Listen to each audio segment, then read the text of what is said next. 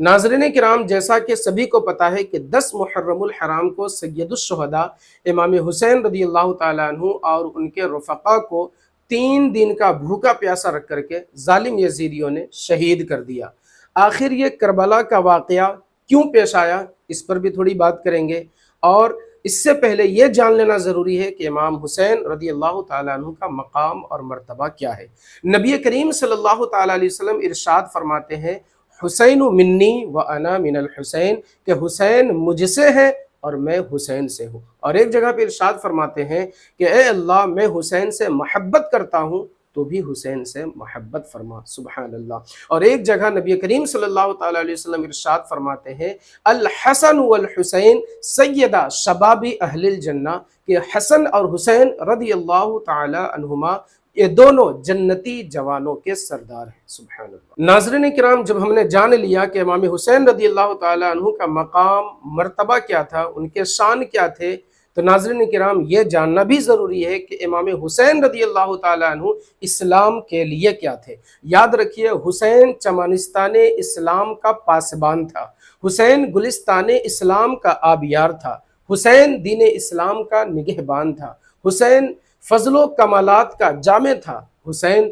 تقدس و طہارت کا پیکر تھا، حسین عدل و انصاف کا حامی تھا۔ اور یزید پلید فاسق و فاجر تھا، یزید پلید شرابی اور زانی تھا، یزید پلید شریعت و طریقت کا باغی تھا، یزید پلید اہل بیت کا دشمن تھا، یزید پلید گناہ کبیرہ کا مرتکب تھا، یزید پلید فسق و فجور کا حامی تھا۔ واقعہ کربلا اس لیے پیش آیا کہ یزید پلید، یزید بدبخت یہ چاہتا تھا کہ امام حسین رضی اللہ تعالیٰ عنہ میری بعید کر لے، اپنے پاک ہاتھ کو میرے ناپاک ہاتھ میں دے دے۔ یزید یہ چاہتا تھا کہ امام حسین رضی اللہ تعالیٰ عنہ میری پیروی کر لے، میری اتباع کر لے، مجھے اپنا امیر مان لے، مجھے اپنا خلیفہ مان لے۔ امام حسین رضی اللہ تعالیٰ عنہ کے انکار کی صورت میں واقعہ کربلا پیش آیا، یزید کی بات نہ ماننے پر واقعہ کربلا پیش آیا، یزید کی بیعت نہ کرنے پر واقعہ کربلا پیش آیا، یزید پلید کو اپنا امیر، اپنا خلیفہ، اپنا پیشوا نہ ماننے پر واقعہ کربلا پیش آیا،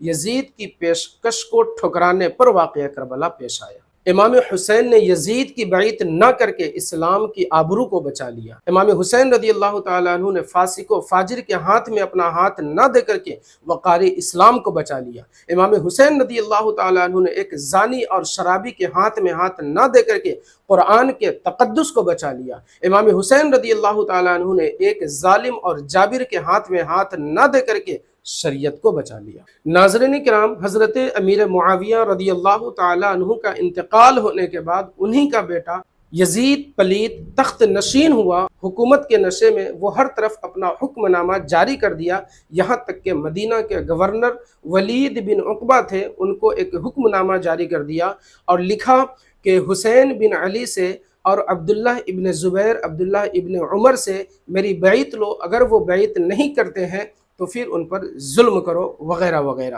جب یہ حکم نامہ ولید بن عقبہ کے پاس آیا تو امام حسین رضی اللہ تعالیٰ عنہ کو بلایا۔ جب امام حسین رضی اللہ تعالیٰ عنہ کو خط کے مضمون سنائے گئے تو امام حسین رضی اللہ تعالیٰ عنہ نے صاف طور پر منع کر دیا کہ میں کسی بھی صورت پہ یزید کی بیعت نہیں کروں گا۔ وجہ یہ ہے کہ یزید ایک شرابی ہے، ایک زانی ہے، ایک بدکردار ہے، گناہ کبیرہ کا مرتکب ہے، وہ اہل بیت کا باغی ہے، اہل بیت کا دشمن ہے، نانا جان کے شریعت کو رد و بدل کرنے والا ہے، وہ حلال کو حرام اور حرام کو حلال ٹھہرانے والا ہے، میں کسی قیمت پر اس کی بیعت نہیں کروں گا۔ ناظرین کرام، حضرت امام حسین رضی اللہ تعالیٰ عنہ جانتے تھے کہ بیعت کی انکار کی صورت میں ظالم جابر یزید میرا پیچھا کرے گا اور مجھے خاک و خون میں تڑپانے کی سازش کرے گا، میرے بچوں پر ظلم کریں گے، میرے رفقا، میرے دوستوں کو ستائیں گے، پریشان کریں گے۔ وہ خوب جانتے تھے امام حسین رضی اللہ تعالیٰ عنہ